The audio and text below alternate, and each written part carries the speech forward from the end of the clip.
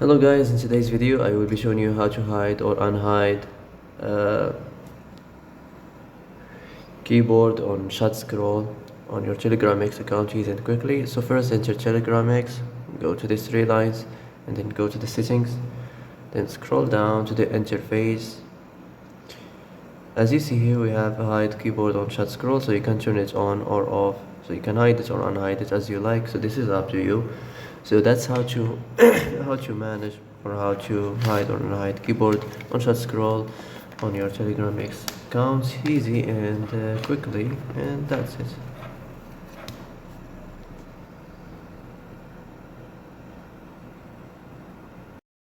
And that's it for today's video. I hope this is the answer you've been looking for. If you like this video, don't forget to like and subscribe, and see you in the next video. Thanks for watching.